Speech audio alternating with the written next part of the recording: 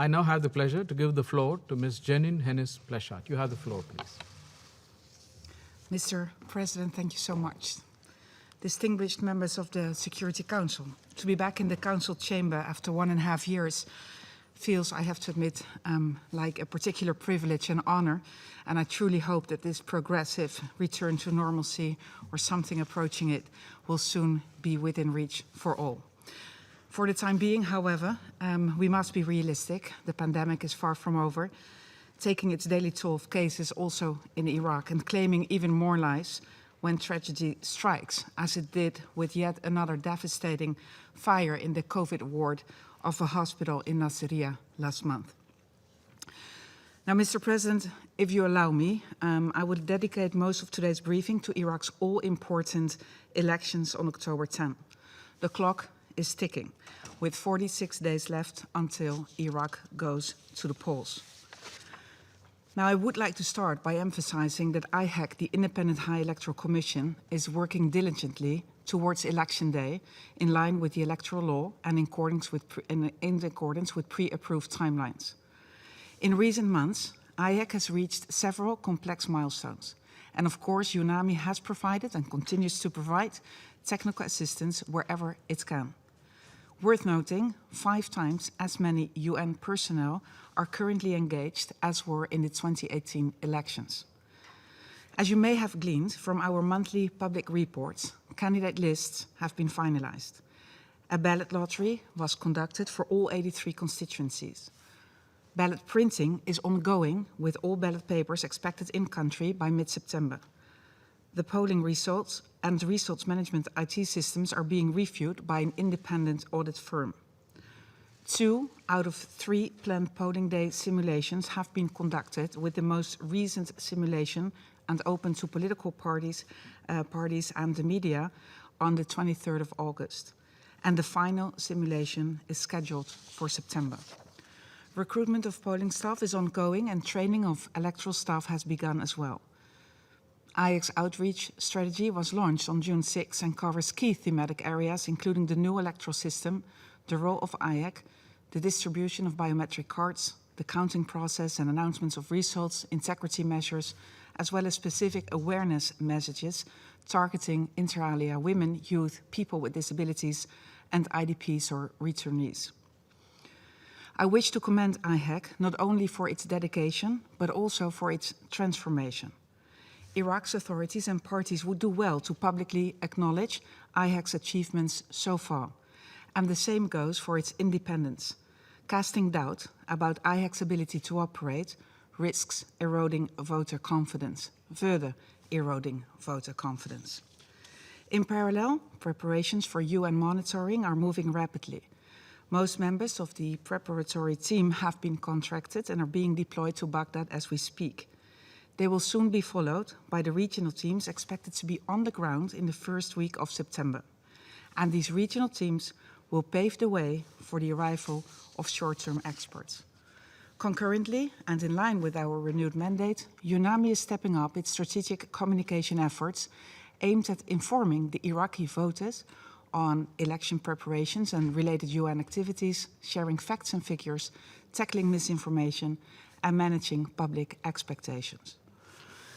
Now, Mr. President, we are often asked, will these October elections be different from the elections in 2018? This is a sensible question, as the lack of public trust in public authorities and institutions is long-standing and widespread. In response, I can only point to the facts. The fact is that IHEC is applying lessons learned from previous elections. The fact is that significant changes to improve the electoral processes and preparations for E-Day are being made, including an independent IT audit, new voter verification devices, numerous measures to tackle misuse of electronic voting cards, and displaying election results in real time during transmission, tabulation, and announcement. In other words, the October elections clearly have the potential to be different from the elections in 2018. However, successful elections are not and cannot be the sole responsibility of IHEC. We therefore consistently call on all stakeholders, including government officials, parties, candidates, political forces, civil society organizations, media outlets, and voters to commit to transparent and credible elections in words and in deeds. Mr. President, not surprisingly, fear of electoral fraud is being expressed by many, by Iraqi citizens and also by political parties. Looking back on past events, this fear is well understood. At the same time, it is fair to emphasize that the political parties themselves are the ones who can make or break these elections. No matter how many technical measures are put in place, it is up to them collectively to refrain from any attempt to force or distort election results. It is up to them to stop the buying of loyalties, voter suppression, and/or other intentional illegal actions. It is they who must lead by example, collectively. You only need one bad actor to ruin it for everyone else. Another issue is the fact that misinformation and even conspiracy theories continue to create false but accepted perceptions. Regrettably, misinformation is abundant and wide-ranging about IHEC, about protesters, about government officials, about political rivals, and yes, also about the United Nations. Now, UNAMI is working tirelessly to provide IHEC and others with considerable technical support, spending millions of taxpayers' money for additional experts on the ground. And yet some have taken it up on themselves to baselessly claim that we were somehow calling for a postponement of these elections. Frankly, absurd. So let me be clear, if misinformation overtakes reality, it is not only an enormous energy drain for those working hard for the greater good of Iraq, it is also risky business.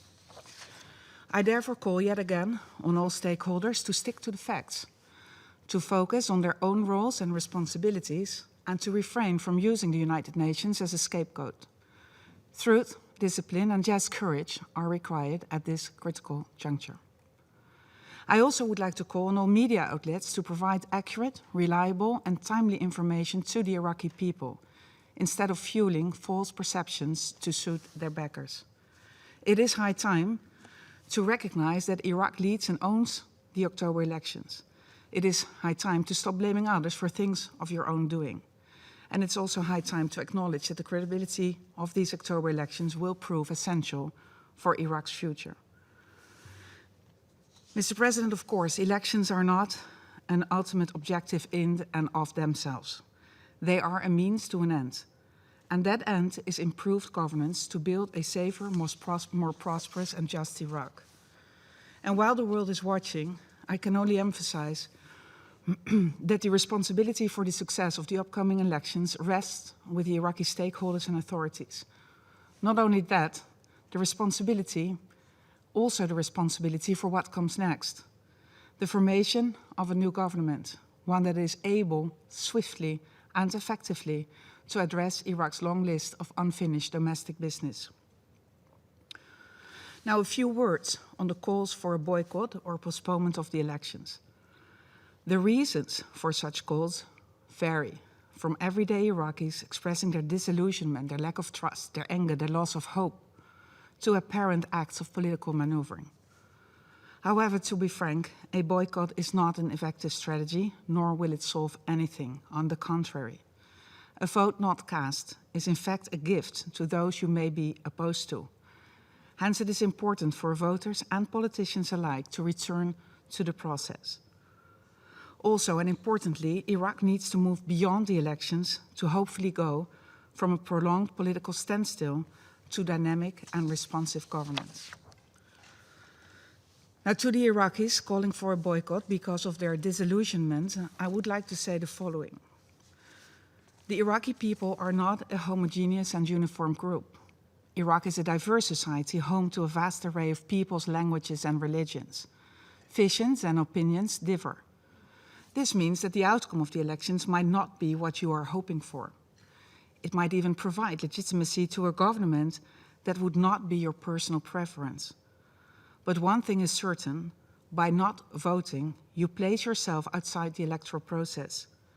Events that affect you will only be shaped by others. As I said, by not casting your vote, you are gifting your silence to those you may disagree with. And yes, there is no denying it, a sense of realism and pragmatism is important. Also because these elections will not lead to immediate miracles. No elections can. Plainly speaking, Iraq is desperately in need of deep structural reforms. And such reforms take unwavering determination, immense patience, and lots of time. You know, it has to be said, democracy, for all its rewards, can be in many ways painstaking business. Balancing diverse interests and opinions always requires compromise. And the truth is, sustainable democratic societies across the world are often the opposite of overnight wonders. Again, they require enormous patience to build and constant efforts to maintain. Now, don't get me wrong, after the many years of hoping, demanding, and protesting, impatience is, of course, very understandable. So yes, the pain, the disillusionment, frustration about a lack of economic, social, and political prospects are very well understood. But in a democracy, one makes one's voice heard, not only through public protests, but also and critically at the ballot box. This is your country, your vote. Stand up and be counted. And to the authorities, civil servants, officials, political forces, parties and candidates, I would like to say, do not let the Iraqi people down. Service to the citizens, whatever their background, belief, religion, opinion, or conviction, service to the citizens should be your first priority. And the focus must be on solutions that represent the interests of all people. Solutions that only speak to the majority of us, or certain components in particular, are untenable in the long run. And actions speak louder than words. Beautiful declarations and speeches are plenty. But at the end of the day, it is all about getting things done. Combat pervasive corruption. Tackle negligence. Fight incompetence. Leave aside narrow partisan interests. Overcome factionalism and muhassasa. Do not allow the pillaging of state institutions. Proceed at once with desperately needed reforms. Diversify the economy to decrease Iraq's vulnerability to commodity price swings. Move away from constant crisis management and ad hoc deals. Instead, implement what you agreed upon and work towards a predictable modus operandi. Halt the intimidation, aggression, abductions and assassinations, and impunity.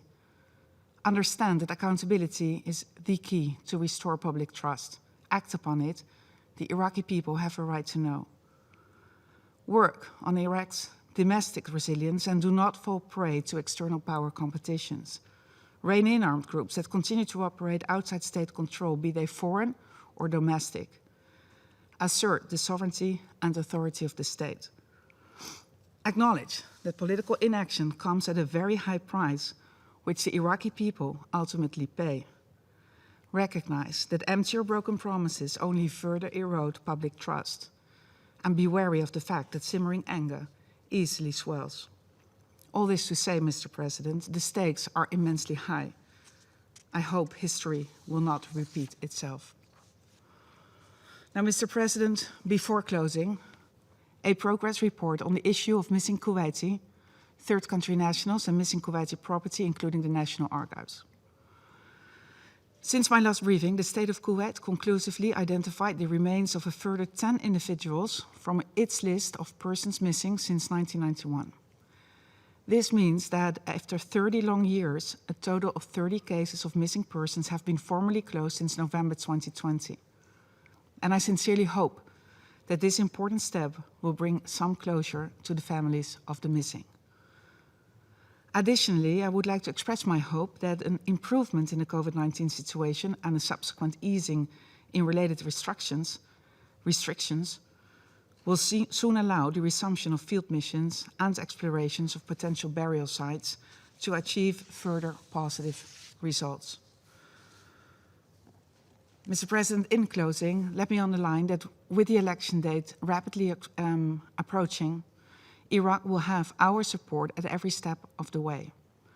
These elections were hard-earned, and I can only emphasize the importance of credible elections for the future of Iraq's young democracy. Thank you very much.